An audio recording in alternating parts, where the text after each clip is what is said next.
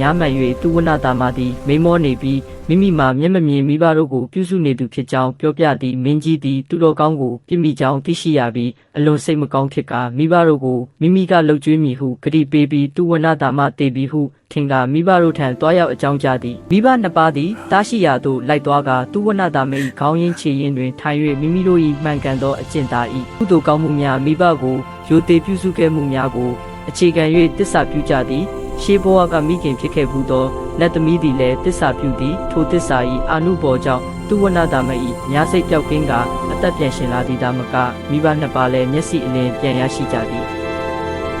ပေါင်းတွင်သူဝနတာမသည်မြတ်စွာဘုရားဖြစ်လာပြီးတခြားသူများသည်တာဝကထေရီများအဖြစ်ဖြစ်လာကြသည်ဟုဖော်ပြခဲ့ပါသည်ဤဇတ်တော်သည်မိဘကိုလှုပ်ကြွေးပြုစုခြင်း၏မဟာကုသိုလ်တန်ဖိုးနှင့်တစ္ဆာပါရမီ၏အာနုဘော်ကြီးမားမှုကိုထင်ရှားစွာပြသသည့်တရားတော်ဖြစ်ပါသည်မြတ်စွာဘုရား၏နောက်ထပ်ဘဝဖြစ်စဉ်ဇတ်တော်များကိုတင်ဆက်ပေးသွားမှာမို့ App Store ကို Like Follow လုပ်ထားကြပါခင်ဗျာ